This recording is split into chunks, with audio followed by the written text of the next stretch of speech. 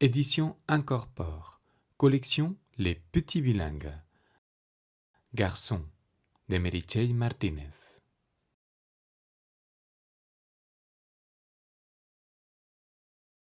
Il est rare d'entendre le matin à la première heure « Garçon !» Tous l'appellent par son prénom. « Bonjour Paco !»« Comment ça va Paco ?»« À plus tard Paco !»« Paco, serre-moi un petit noisette !»« Bonne journée Paco !»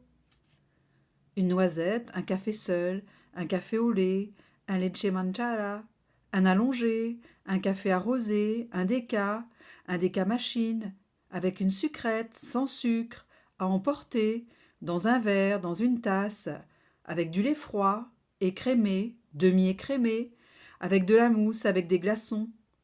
C'est l'heure du café, ou plutôt des cafés, avec toutes les ramifications matinales possibles.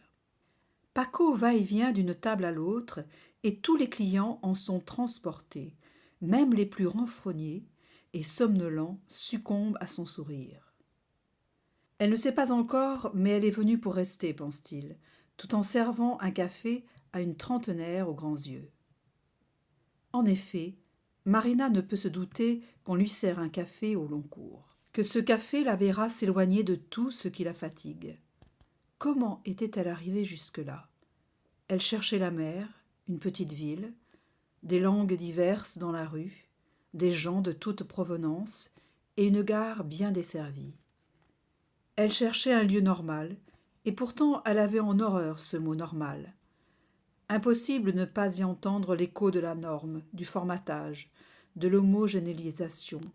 Impossible de ne pas penser à l'uniforme invisible qui couvre peu à peu cœurs et têtes au fur et à mesure qu'ils acceptent le convenu, le conventionnel.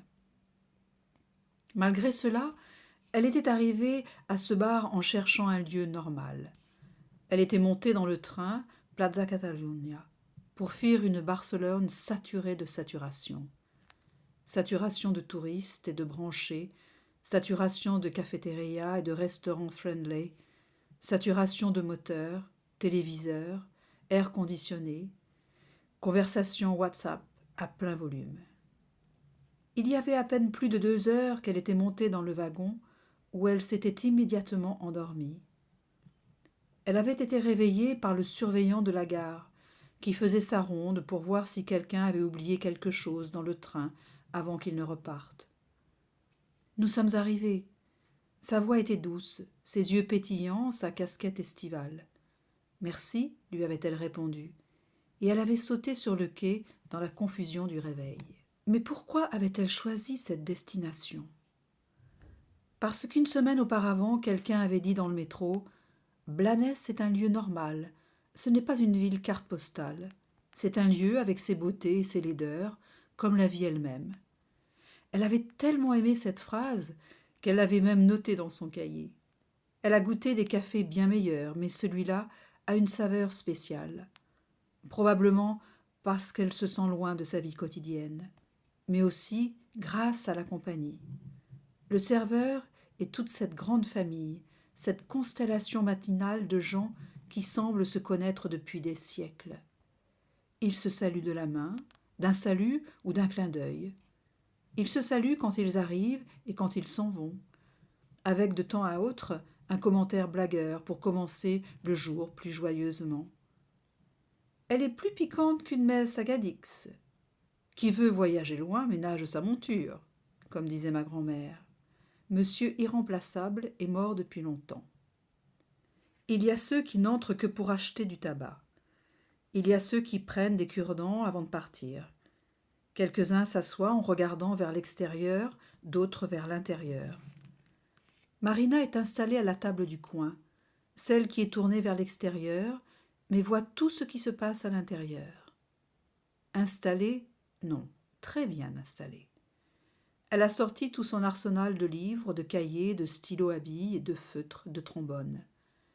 Elle n'a pas beaucoup tardé à écrire quelques lignes, quelques noms. Le premier, la reine du torchon. On voit une ombre qui va et vient sur la vitre translucide qui sépare la cuisine du reste du bar. La main la caresse avec entrain et grâce énergiquement.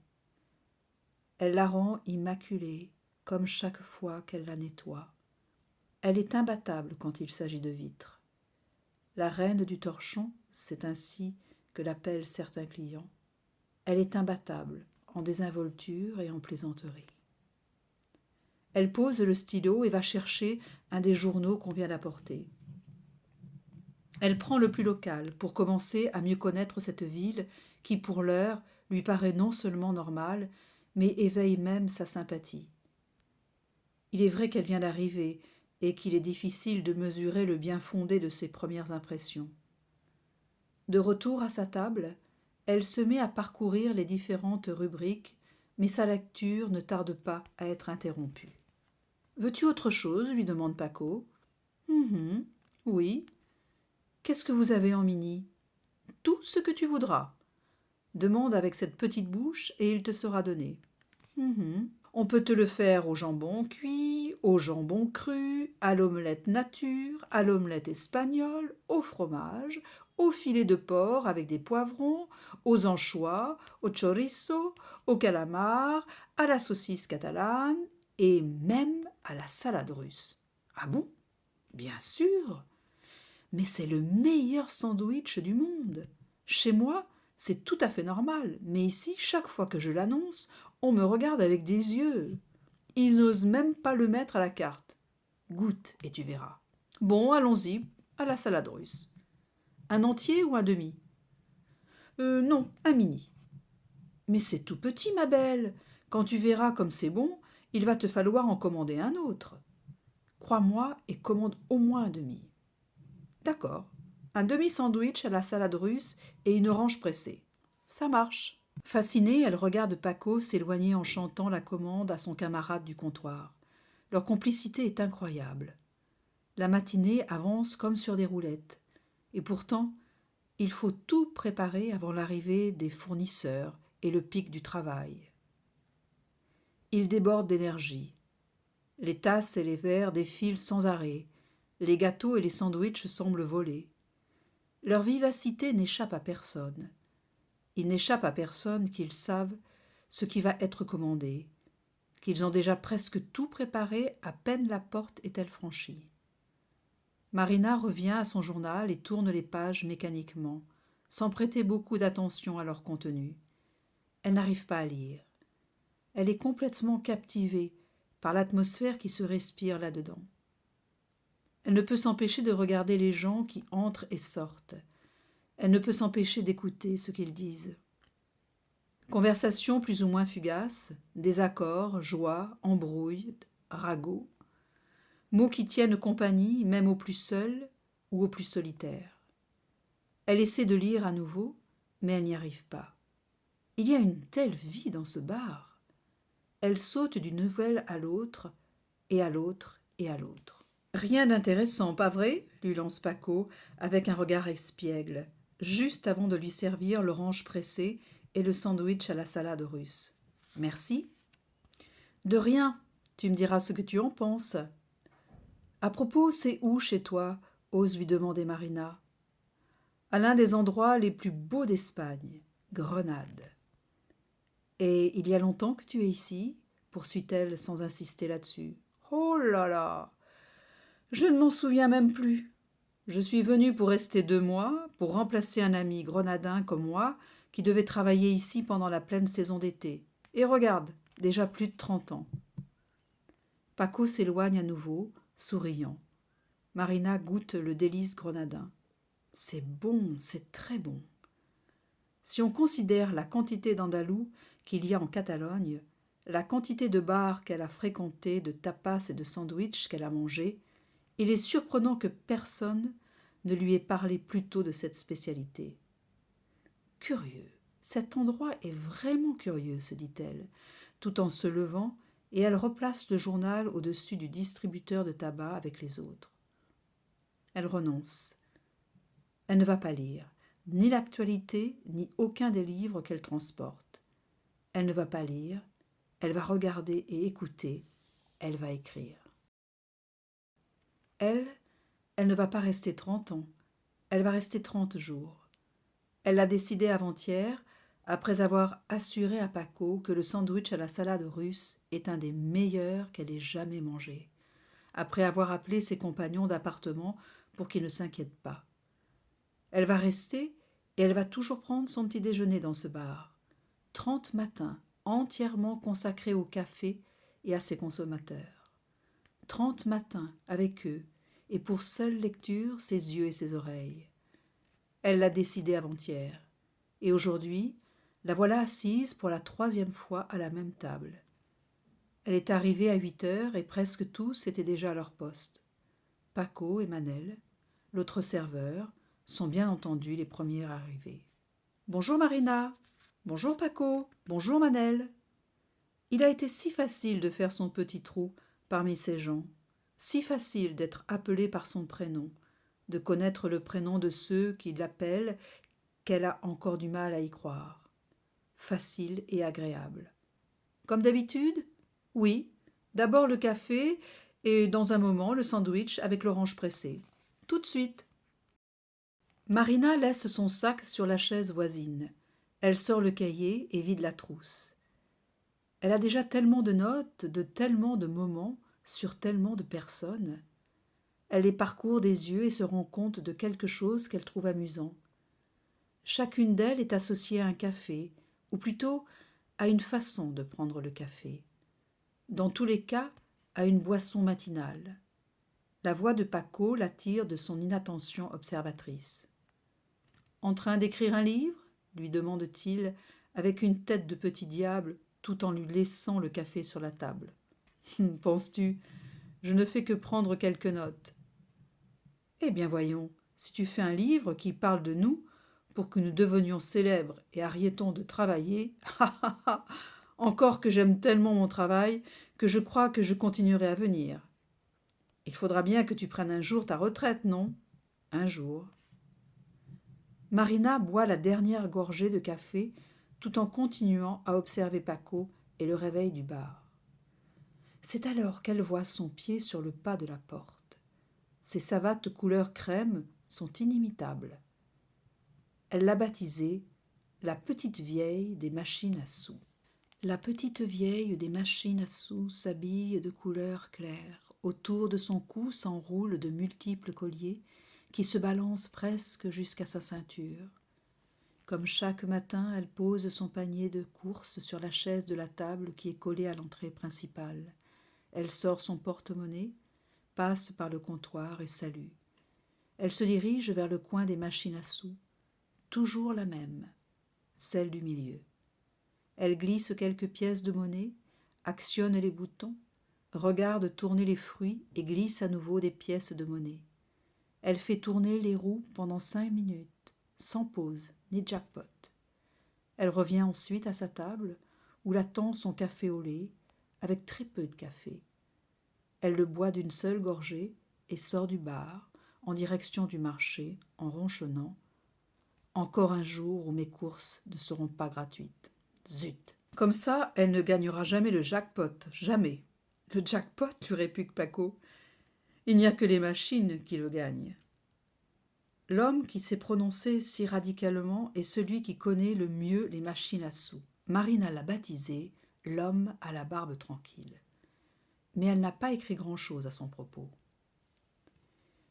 Il a autour de 70 ans. Il boit une mixture marronasse, assez transparente. Il s'assied toujours à côté des machines, avec un minuscule carnet. Elle ne peut imaginer que depuis 15 ans, il note et étudie leurs mouvements. Le nombre de fois où le doigt appuie sur le bouton, les fruits qui apparaissent à la fin de chaque partie, le nombre de tours de chacun des fruits. Impossible de soupçonner que sa maison est bourrée de petits carnets avec des dates, des chiffres et des opérations. Qu'il passe un nombre infini d'heures à calculer des probabilités. Que sa tranquillité répond à une nécessité impérieuse. La concentration de l'observateur mathématicien. Un don qu'il traînait depuis sa plus tendre enfance, quand il comptait déjà les coups de bille et qu'il avait mis au service de sa profession comptable. Comment y renoncer à l'heure de la retraite ? Comment renoncer à un don ? Marina se rend compte qu'il y a une autre personne qui est en train de boire la même chose que lui. C'est une espèce de café allongé, très allongé. Il n'est pas chaud. En effet, il provient d'une bouteille extraite de la glacière du comptoir. Combien ce comptoir doit-il avoir d'années? De combien d'histoires aura-t-il été le témoin? Paco lui a expliqué que c'est là qu'il a signé son premier contrat, que son premier patron lui a dit « Ici, les portes sont ouvertes à tout le monde ». C'est ainsi et c'est ainsi. À peine le rideau de fer est-il levé que commencent à défiler les amoureux de la première chaleur humaine, celle des paupières encore légères. Une foule de personnes qui, dans la quotidienneté de ce refuge, se transforment en personnages. Des personnes hors du temps, mais qui existent ici et là, avant, maintenant et après. Éternels pratiquants d'un culte sans Dieu ni temple, qui célèbrent ponctuellement ce rite laïque avec une stricte observance matinale qui consiste à lever sa tasse comme si c'était la première fois. Planète d'une galaxie dont l'astre va et vient, plateau en main, rappelant sans trêve la consigne du fondateur afin que vive la flamme de celui qui monte le négoce et construit la grotte de celui qui l'accueillit comme un fils. « Qu'est-ce que tu as donc servi à ce monsieur ?» lui demande Marina, alors qu'elle va payer à la caisse en indiquant l'homme à la barbe tranquille. « Barreccia. »« Barreccia ?» ?»« Oui, un mélange d'anis sec et de muscat, ou d'anis doux avec un rancio sec. Bref, une boisson douce avec une boisson sèche. Elle est typique d'ici ? Je ne sais pas. J'imagine que oui, parce qu'avant d'arriver ici, je ne l'avais jamais vue. Et c'est bon ? Trop doux à mon goût. Je suis plus piquant. Arrivée à la pension, elle allume l'ordinateur et saisit dans Internet « Qu'est-ce que la barreccia ?» 13 100 résultats. Elle clique sur le premier « Torreblanca » histoire, patrimoine et biodiversité. La barreccia est un mot valencien et un régionalisme dérivé phonétiquement du mot originel barreccia qui signifie mélanger ou combiner. Un mezcla ou mezcla, mélange. Barreccia en est le diminutif. La barreccia est une boisson alcoolisée. Il s'agit d'une combinaison faite du mélange de deux liqueurs. L'une est une boisson anisée, cachaia, anis sec ou anis doux, et l'autre liqueur est un vin moscatel de raisin sec, Moscatel de Panza. Très populaire au XXe siècle, ce fut un verre que prenaient à la première heure de la journée les travailleurs agricoles pour réchauffer le corps, disait-il, et tuer le ver.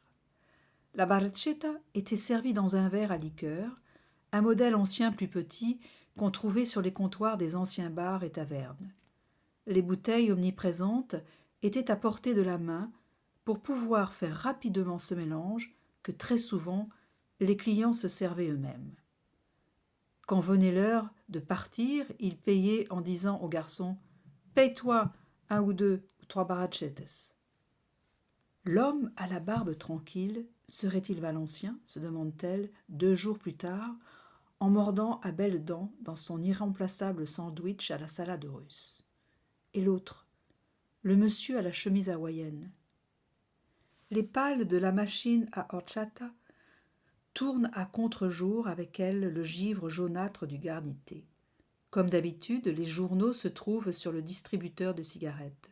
Paco essore une serpillière. Au lever du jour, les chaises de la terrasse sont apparues éclaboussées de boue. La nuit a lâché une pluie d'été.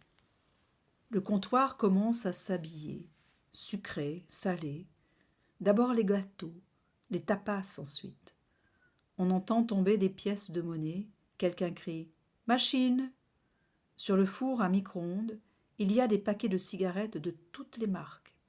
Les doigts des garçons vont et viennent constamment pour attraper la cigarette de la pause. À 8h25, ponctuellement, apparaît le chevalier de la triste figure. Émacié, les mains dans le dos, les moulins dans la tête. Il ne marche pas, il glisse. Il fait et refait le tour du bar, son regard tourné vers l'intérieur. Marina fixe doucement son regard sur lui, sur ses allées et venues, sur l'élégance de son corps, sur la fragilité de ses mouvements. Il s'évapore au moment même où une vieille dame menue qui distribue des sourires à tout le monde s'assied à la table de droite. Elle a la tête et le cou qui tombent vers l'avant. Paco lui serre la longée de rigueur. Elle le remercie avec courtoisie et délicatesse. Tout en elle respire la sensibilité, la franchise, la discrétion. Elle ouvre le sachet de sucre paisiblement, en laisse tomber peu à peu les petits grains, prend la petite cuillère et les remue sans précipitation, mais sans interruption. La regarder est si beau qu'elle en reste bouche bée. Elle sait déjà comment elle va l'appeler. La femme voûtée. La femme voûtée la regarde timidement, mais avec tendresse. Elle ne sait pas comment ni pourquoi, pourtant Marina se risque à lui dire « Bonjour ». « Bonjour », lui répond-elle dans un murmure. « Excusez-moi, êtes-vous écrivaine ?» poursuit-elle, encouragée par une sorte de familiarité. « Non, je ne suis pas écrivaine. »« Bibliothécaire ?»« Non plus. »« Et les livres, vous les aimez ?»« Oui, je l'avoue, lui répond-elle affectueusement, bien que je ne lise pas autant que j'aimerais. »« Ah mince alors, pardonnez mon indiscrétion, je ne voulais pas. »« Non, ma petite, sois tranquille. C'est ce que pensent beaucoup de gens, mais tu es la première à l'arracher de tes pensées, et je t'en remercie. Vraiment. Comment t'appelles-tu ? Marina. Et vous ? Rosa. Cette bosse m'accompagne depuis que je suis venue au monde. Un accouchement difficile, je crois. Dans le village où je suis née, personne ne parlait de ces choses, ma mère encore moins. Et moi, je ne pouvais pas poser de questions à propos d'un sujet qui restait par avance et largement prohibé par les coutumes et les peurs, par les superstitions. Tu sais ce qu'il disait ? Toucher la bosse d'un bossu porte bonheur, mais pas celle d'une bossue. Le contact avec une femme bossue provoquait des effets diamétralement opposés. La femme marquée par Dieu était directement associée au diable et devenait alors beaucoup plus dangereuse. Ces croyances populaires, très répandues au Moyen-Âge, époque dorée de l'Église, sont restées enracinées dans les villages durant des siècles. Elles ont duré tellement que j'ai pu l'éprouver dans ma propre chair. Mais par chance, les temps ont changé et les curés ont perdu leur tenaille. Elle se lève inopinément, mais doucement, non sans lui offrir un dernier sourire, et se dirige vers la caisse. Elle paie, en laissant comme toujours un petit pourboire, et s'en va, tout aussi lentement qu'à son arrivée, tout aussi paisiblement. Mais aujourd'hui elle a parlé, et beaucoup, et avec elle. Pendant une seconde, Marina se sent la femme la plus heureuse du monde. Il lui revient à l'esprit ce qu'avait écrit James Joyce à propos des épiphanies. Elle vient de vivre un moment épiphanique, pense-t-elle. Elle ouvre le cahier et d'un trait écrit. La femme voûtée est magique. Elle génère des connexions épiphaniques qui, néanmoins, ne doivent pas être comprises comme dans l'Antiquité, quand le terme épiphanie était porteur d'un sens religieux. Ces connexions sont dépourvues d'un quelconque élément métaphysique, mais elles révèlent encore quelque chose qui est perçu sensoriellement, sur un mode bref et imprévisible. Quelque chose de caché qui apparaît soudainement à la surface pour regagner immédiatement les profondeurs. La femme voûtée est amie de Stephen Dedalus, le protagoniste d'Ulysse. Comme lui, elle sème et récolte des révélations dues au hasard. Elle paralyse les horloges pour que la beauté « Excuse-moi, tu es écrivaine ?» lui lance une voix juvénile qui l'arrache à son cabinet. « Non, répond Marina, avec un rire appuyé qui surprend la jeune fille. « Je ne pensais pas que tu trouverais ça si amusant. Comme ça fait presque une semaine que je te vois écrire sans arrêt, ne crois pas que c'est ta question qui me fait rire, c'est que tu es arrivé à un moment si opportun que je ne pouvais que rire de ce hasard. Et tu n'es pas écrivaine ? Non. Alors pourquoi écris-tu tout le temps ? Pour lire. Comment ? pour lire ce qui se passe autour de moi, ce que voient mes yeux et ce qu'écoutent mes oreilles. Si je ne le mets pas dans le cahier, j'oublie. Alors tu écris pour ne pas oublier. Oui, d'une certaine façon, on pourrait dire que oui. Une sorte de journal? Non, pas du tout. Une sorte de compte de choses cachées dans le jour après jour, de choses si petites que parfois... Le noisette de la jeune fille est en train de se refroidir sur le comptoir. Paco les regarde. Il ne veut pas interrompre la conversation, mais le métier l'emporte, ou plus que le métier, l'attention. Et depuis l'autre bout du bar, il s'écrie « Ma petite, tu le bois ou tu préfères que je le mette au congélateur et que je te le fasse un esquimau ?» Toutes les deux rient aux éclats et se disent au revoir. La petite retourne à sa place. Elle ne sait pas qu'elle fait déjà partie du conte de Marina, ou peut-être si. Elle a été un de ses premiers personnages. La jeune fille du phare s'installe toujours au comptoir et si possible sur le même tabouret, au même endroit. Avant de prendre place, elle tire vers elle un distributeur de serviettes, comme si elle délimitait son territoire. Elle appuie les coudes sur le comptoir, son sac pendu à l'épaule gauche. Elle garde tout le temps la même position, jusqu'au moment où elle se lève et s'en va. La seule chose en activité, c'est son bras droit, chargé d'une noisette. La seule chose qui la fait bouger de son tabouret, avant de partir, c'est le distributeur de cigarettes. Elle achète un jour, oui, un jour, non, brun et sans filtre. Comme sa chevelure, toujours ramassée en une queue de cheval désordonnée. Elle ne regarde pas les gens, elle les voit. Elle bouge sa tête sur un mode régulier et imperceptible comme un radar endommagé. Droite-gauche, droite-gauche, droite-gauche. Elle ne regarde pas les gens, elle les illumine, comme un phare dans l'obscurité. Marina met un astérique sur ce dernier mot obscurité, le reproduit quelques pages plus loin et poursuit. Aujourd'hui, elle porte des jeans, un t-shirt vert et un sac noir. Les cheveux libres et le regard moins perdu que de coutume. Elle n'est pas si absente, elle m'a regardée, elle nous regarde. Aujourd'hui, elle est arrivée 10 minutes plus tard. La table de l'angle est occupée par un couple, un des rares à venir si tôt. Elle s'assied à une autre table, d'où l'on voit beaucoup mieux la rue et surtout l'arrêt de l'autobus et le coin des fumeurs. « Bonjour ma petite, je commençais à me faire du souci. »« Bonjour Paco. »« Comme d'habitude, n'est-ce pas ? » ?»« Bien sûr. » Un fracas se fait entendre. Marina sait qu'il ne va pas durer longtemps, à peine quelques minutes, mais il lui est insupportable.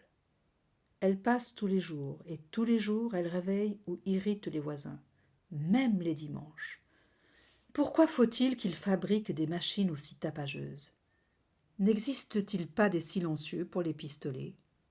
Alors pourquoi ne sont-ils pas utilisés pour la mitraille urbaine qui nettoie les rues des villes ? Elle lui a aussi trouvé un nom, la machine diabolique. À ce moment précis, elle passe devant le bar en projetant de l'eau vaporisée en abondance, en arrosant tout. Un passant vocifère, goguenard. « Tu es en train de laver la voiture du mec, je te dis pas ?» Un autre rechigne. « Ces rouleaux nettoient moins que mon beau-père. » Les personnes qui attendent dans l'abribus reculent par peur d'être mouillées. Il y a 2 types de passagers. Les vrais, ceux qui achètent leurs billets et voyagent d'un endroit à un autre, et les imaginatifs, ceux qui ne montent jamais mais voyagent en regardant ceux qui partent et en inventant les vies de ceux qui arrivent. Entre arrivée et départ, ils profitent du spectacle qui se déroule juste en face. Le coin des fumeurs, un espace improvisé sur le petit escalier de l'entrée principale du bar, avec vue sur une rue qui débouche sur la mer, a toutes les caractéristiques d'un petit théâtre. Les proscrits, de tout acabit, créent les ambiances scéniques très diverses. Peu importe d'où ils viennent, comment ils s'habillent, combien ils gagnent, la langue qu'ils parlent. Ils échangent des regards complices de plaisir, et même lient conversation. Car les personnages ne connaissent pas les classes ni les passeports. Il est sûr que beaucoup de gens envient cet instant théâtral, ce bref moment d'indifférenciation sociale, cette complicité passagère qui semble aussi se soustraire aux joues idéologiques.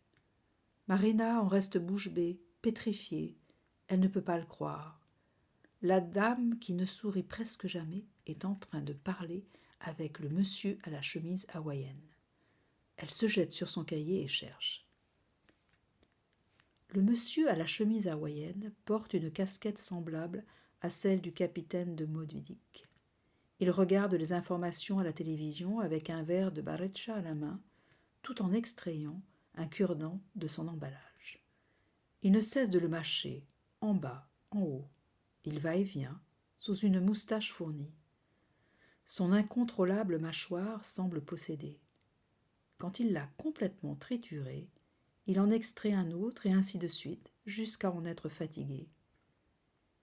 Il ne parle avec presque personne, et encore moins avec la dame qui ne sourit presque jamais. Elle tourne les pages. Paco dit que son humour est en panne. La dame qui ne sourit presque jamais demande toujours le croissant le plus mutilé, celui qui a perdu sa languette dans le four. Elle porte des bermudas aux couleurs gaies, un t-shirt à bretelles avec des dentelles sur les épaules et un collier ras du cou de petites perles en plastique. Ses cheveux sont très courts. Elle s'assied avec son leche manchata en regardant vers l'extérieur pour éviter le monsieur à la chemise hawaïenne, mais surtout pour voir passer Estrella, la conductrice gitane à qui tout le monde raconte peines et bonheurs. Les sièges avant de l'autobus ne sont jamais vides. Dès que l'un d'eux se libère, un passager arrière l'occupe rapidement. Personne ne veut rater ce que dit et ce qu'écoute Estrella. Certains prolongent leur trajet pour ne pas rater la fin d'une histoire. Certains même ne vont nulle part. Ils montent uniquement pour passer un moment agréable. Mais il y en a aussi qui sont incommodés par tant de bavardage et une telle intimité dans un espace public. Marina cherche la dernière page, celle qui est pratiquement blanche. Elle est sur le point de finir son sandwich à la salade russe. Aujourd'hui est un jour spécial. Elle regarde Paco en inclinant légèrement la tête vers l'avant, lui sourit. Paco accourt en un clin d'œil. « Un autre petit café ?»« Non. Une barecha. »« Olé, qu'est-ce qu'on fête ?»« Qu'on se trouve dans un lieu normal, étonnamment normal. » Mon Dieu, ça ne te réussit vraiment pas à décrire. Tu es sûr ? C'est drôlement douceâtre. Tout à fait sûr. Et hop ! Il n'y a qu'un endroit où ils se parlent, le coin des fumeurs. Hors de là, ou plutôt dedans, c'est-à-dire à l'intérieur du bar, ils n'échangent pas un mot. Ils s'évitent, et quand ils ne peuvent éviter de s'éviter, ils se battent comme des chiffonniers. Mais on dirait que le vice les réunit, le vice et le théâtre. Ils se parlent, ils se regardent avec complicité. Ils vont jusqu'à se faire des blagues. Ils sont autres. Elle s'appuie sur son bras. Elle n'arrête pas de parler. Lui non plus. Ils s'esclaffent, les autres les suivent. Ils se tordent tous de rire. Quelqu'un doit avoir raconté une blague. Une enfant vêtue de violet danse dans l'abribus. Elle croise ses mains au rythme de sa longue chevelure. Entre bus et bus, on la voit, vivante, resplendissante.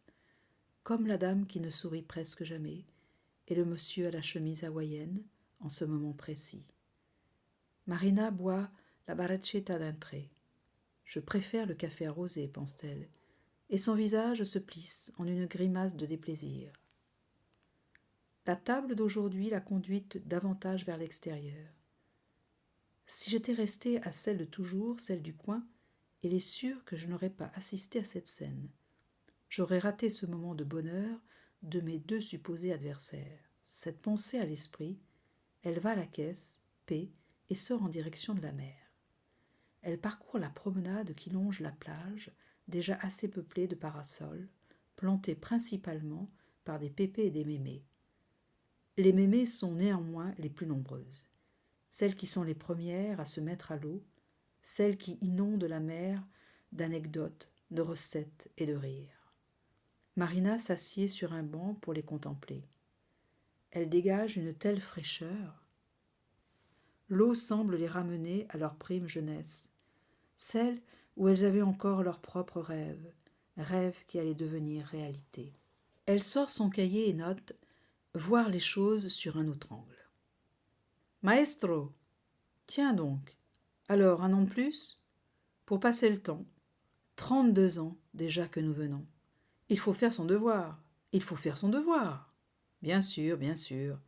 C'est ça que j'aime. Allez pointer. Qu'est-ce que ça sera ? Un décaféiné en sachet avec une sucrète. Les premiers estivants commencent à arriver. Ils viennent voir Paco tous les ans. Avant, ils venaient seuls. Maintenant, ils arrivent souvent avec leurs enfants et leurs petits-enfants. Déjà grand-père et grand-mère, comme Paco. Bien que personne ne s'en doute avec sa belle allure, ce style rebelle sans cause. Manche de la chemise blanche et bas du pantalon retroussé. Avec le torchon blanc, soigneusement plié, qui pend de sa poche gauche, prêt à être dégainé n'importe quand, comme par le spadassin le plus adroit et vigoureux. Il est possible que Marina abrège son séjour. Il est possible que le lieu normal ne soit normal que de la mi-septembre à la fin juin. Encore que le mois de juillet vient de commencer et qu'il ne semble pas qu'une marabunta de touristes doivent débarquer. À peine entend-elle le mot touriste que ses cheveux se dressent sur sa tête. Elle retrouve sa bonne humeur quand arrive le café. La porte s'ouvre. C'est le garçon au casque, un jeune homme de 20 ans en costume qui a l'habitude de demander un café dans un verre. Il arrive, regarde son portable, ou plus exactement l'horloge du portable. Il lève la main, enlève son casque, le pose sur le comptoir, passe sa main dans ses cheveux, et après avoir englouti sa dose de caféine, se sauve illico, ni vu ni connu. Elle n'a pas beaucoup écrit sur lui, et n'écrira pas beaucoup plus. La porte s'ouvre à nouveau, la femme voûtée entre. Elle se dirige directement vers elle, avec son calme et sa finesse habituelle. « Bonjour. »« Bonjour, lui répond Marina. »« Je t'ai apporté ceci. » La vieille dame sort un livre de son sac. « Merci infiniment. »« Il est d'une philosophe qui s'appelle comme toi, Maria. Maria Zambrano. Tu la connais ? Non. Tu vas adorer. Au revoir. Au revoir. » Et elle s'éloigne, comme dans un soupir. Paco a déjà posé son allongé sur une table qui est tout près du comptoir. Il regarde Marina avec un sourire espiègle. Il sert un monsieur grisonnant qui ne cesse de bavarder et se dirige vers elle. « Je t'apporte le sandwich et l'orange pressée ?» Marina tarde à lui répondre. « Mais qu'est-ce qui t'arrive ? T'as perdu ta langue ? » ?»« C'est que cette dame m'a offert un livre. »« C'est bien, non ? » ?»« Oui, mais elle pense que je m'appelle comme l'auteur, Maria. »« Et ?» insiste Paco, sans absolument rien comprendre. « C'est que, lorsqu'elle me l'a donné, je ne lui ai pas dit que je ne m'appelle pas comme ça. »« En voilà une tragédie !»« Mais il ne s'est perdu qu'une seule lettre en chemin, ma petite. »« Paco !»« Un carajillet au rhum !» s'écrie un client depuis l'entrée en contrefaisant un C avec l'index et le pouce à hauteur des yeux. Paco file vers le comptoir. Il a raison, pense Marina. Un peu plus détendue, elle commence à regarder le lecteur de carajillet. Depuis qu'elle est arrivée, il y a maintenant plus de 2 semaines, il vient toujours à la même heure, 8h45 exactement. Il s'assied toujours à la table la plus éloignée du comptoir, celle qui est dans le coin où se trouve la télé, qui n'a ni voix ni misère, celle du sport. Il boit son carajillet avec quelques olives et un livre. Il en a déjà lu 3, très volumineux, 400 pages pour le moins. Sa capacité de concentration est enviable. Il s'y plonge et oublie tout ce qui l'entoure. Parfois il rit, parfois il fronce ses sourcils. Quand il est ému, ses yeux se remplissent de nuages vaporeux. Il progresse dans sa lecture, entre olive et olive, entre gorgée et gorgée, imperturbablement. Paco revient auprès de Marina avec un café au lait et un demi-sandwich au jambon. Il s'assied à sa table, c'est le moment de la pause. « Je peux ?»« Bien sûr, bon appétit. »« Merci. »« Tu n'es plus fâché pour cette histoire de prénom ?»« Non. »« Ah, ces gens de lettres !»« Mais ce ne sont que des lettres, ce qui compte. C'est ce qu'elles portent, non pas combien ni comment on les place. »« Bon, dit Marina, ça compte bien un peu, non ? Sinon, comment nous comprendrions-nous ? Peut-être mieux. Peut-être que oui. Tu es déjà prêt pour les fêtes ? Moi, je suis toujours prêt.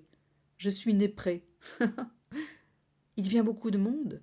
Oula, plus de 100 000 personnes par jour. Allez, comme tu y vas. Mais oui, ce n'est pas une blague. Les rues, les plages, les terrasses, tout est bourré de monde. Sais-tu que les feux d'artifice de Blanes sont très célèbres ? Il vient des concurrents du monde entier, des Murciens, des Galiciens, des Catalans, des Français, des Italiens, des Japonais. Diable, je crois que je vais partir avant qu'il ne commence. Mais ça ne dure que 4 ou 5 jours, et même si je ne peux jamais les voir parce que je suis ici à travailler comme une mule, je t'assure que ça vaut le coup. Je ne sais pas, moi et la foule. Comment allez-vous faire ? Vous prendrez des extras ? Bien sûr, mais ceux de maintenant ne sont pas de la même pâte. Il y a longtemps, nous avions un collègue d'Estramadour qui dessinait un arc de cercle sur le mur et traçait de petits traits au fur et à mesure que passait l'année. Le sommet, c'était le mois de la fête du village, à la fin du mois de juillet. Il écrivait tout au long de l'année le prénom de tous les collègues qui tombaient l'un après l'autre. Ce mois-là, il n'avait pas assez de craie tellement il y avait d'arrêts de maladie. Aujourd'hui, sa courbe serait toujours pleine. Ces jeunes durent moins qu'un gâteau à la porte d'un collège, affirme Paco avec son humour habituel en se levant. Allez, hop, fini la belle vie.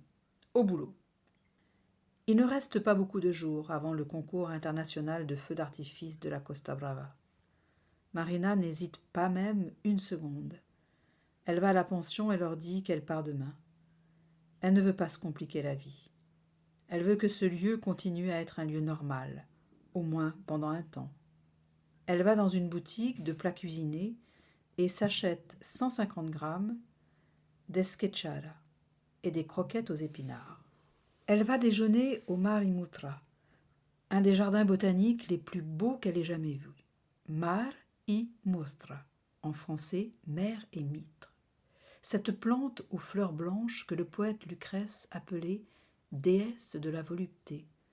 Cet arbuste aromatique intensément méditerranéen qui dans l'Antiquité symbolisait l'amour, la naissance et la résurrection. Elle se laisse enivrer une fois de plus par les falaises, les verts, les bleus, l'horizon. Elle revient à la pension l'esprit beaucoup plus libre, mais rassasié de myrte et de trois montagnes. Elle se sent bien, très bien. Pourquoi devrait-elle partir maintenant, alors qu'elle se sent si légère ? Elle va voir le réceptionniste et lui communique qu'elle a changé d'avis, qu'elle reste, qu'elle ne peut pas rater les feux. En outre, il n'y a pas 30 jours qu'elle est arrivée, et pour elle, il est très important de tenir parole, surtout celle qu'on se donne à soi-même. Elle monte à sa chambre, elle pose son sac sur une chaise qui se trouve à côté de la porte, se déshabille et prend une douche. Encore enveloppée dans la serviette, elle ouvre le balcon. On ne voit pas la mer. On voit une rue avec des petites filles, des personnes âgées, des femmes, des vélos, des poussettes, ici et là, un arbre ou un véhicule, des magasins, des bars, pas mal de bars. Une rue vivante. Elle se souvient d'une phrase que lui adressait Paco, une de celles qu'elle nota à toute vitesse et en majuscule. Petit est le monde de celui qui élude les problèmes, celui de qui les invente aussi.